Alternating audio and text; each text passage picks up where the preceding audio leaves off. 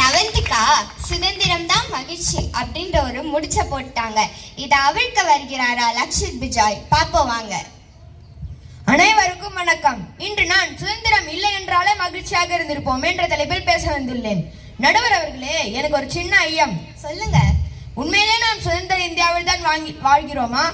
ஆங்கிலேயர்களிடமிருந்து விடுதலை பெற்று ஏஐயிடம் சிக்கிக் கொண்டுள்ளோம். மராத்தர்களிடமிருந்து விடுதலை பெற்று மொபைல் போன்களில் சிக்கிக் கொண்டுள்ளோம்.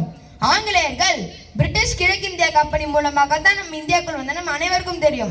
அவரது நோக்கம் என்னவா இருந்தது? இந்தியாவை ஆளணும், இந்தியாவில் இருக்க பொருட்களை வணிகம் செய்யணும், இது மட்டும்தான். ஆனா இப்போ இருக்க கம்பெனிங்க எப்படி மற்ற கம்பெனி கீழே தள்ளி விடலாம், எப்படி சாப்பாடுல கலப்படம் பண்ணலாம், எப்படி புது புது நோய்களை உருவாக்கலாம், அதுக்கு நம்மளே எப்படி மருந்து கண்டுபிடிக்கலாம் தான் இருக்காங்க. ஆங்கிலேயரிடம் கட்டுப்பாடுன்னு ஒன்று இருந்தது. கட்டுப்பாடு பலமா இருந்தாதான் ஒழுக்கம் இருக்கும். நம்ம இந்தியாவில் அது இல்லை. அதனாலதான் எங்க பார்த்தாலும் குப்பையா இருக்கு. சொல்லுங்க நடுவர்களே, இதே இந்தியா ஆங்கிலேயர் இருந்தா இப்படிலாம் ஆக விட்டுருப்பாங்களா? ஆங்கிலேயர்கள் இந்தியாவை ஒரே நாடா ஆழ்ந்துட்டு இருந்தாங்க. ஆனா இப்போ அதை 29 மாநிலங்களாக பிரிச்சு அதை துண்டு துண்டா உடைச்சி தெருக்கு ஒரு கொடி ஊருக்கு ஒரு கட்சின்னு நம்ம தேசிய கொடியே மறக்கிற அளவுக்கு அத்தனை கொடியை வச்சுக்காங்க நடுவர்களே.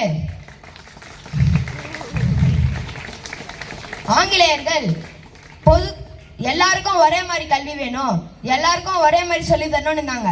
ஆனா இப்போ 3ஆவதுக்கு பொது தேர்வு இருக்குன்றாங்க, 5ஆவதுக்கு இருக்குன்றாங்க, 8ஆவதுக்கு இல்லைன்றாங்க, நீட் இருக்குன்றாங்க, நீட் இல்லைன்றாங்க. நடுவர் அவர்களே, நாங்க இன்னும் படிச்ச முடியறதுக்குள்ள எத்தனை தேர்வுகள் எழுத போனோம் தெரியல. நடுவர் அவர்களே, கற்கை நன்றே பிச்சை பின்னிலும் கற்கை நன்றேன்னு சொல்லும் போது எனக்கு புரியல. எங்க அக்காங்கெல்லாம் அண்ணாக்களும் எஜுகேஷன் லோன் வேணும்னு சொல்லி பேங்க் வாசல் நிற்கும் போது எனக்கு புரியுது. இதே இந்தியா ஆங்கிலேயம் இருந்தா இப்படிலாம் ஆக விட்டுருப்பாங்களா? கட்டுமான பணி ஆங்கிலேயர்கள் கட்டிடங்களை பலமா கட்டினாங்க, நம்ம தமிழர்களும் பலமா தான் கட்டினாங்க, நான் அதை பத்தி சொல்லல.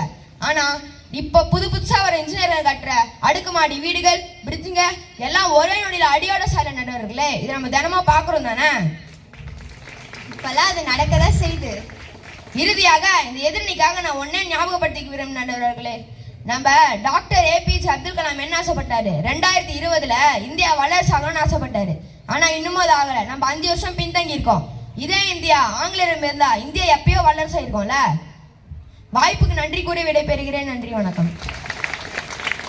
லக்ஷித் பிஜாய், கட்டுப்பாடு அதிகமா இருந்தாதான் ஒழுக்கமும் அதிகமா இருக்கும். அப்படி அந்த ஒழுக்கம் அதிகமா இருந்தாதான் நம்ம நாடும் வல்லரசு நாடா முன்னேறும் அப்படிங்கிற ஒரு அருமையான கருத்தை சொன்னாரு. இது நம்ம எல்லாரையும் சிந்திக்க வச்சுச்சு. இந்த சிந்தனையை சிதறடிக்க வருகிறார் தனுஷ்.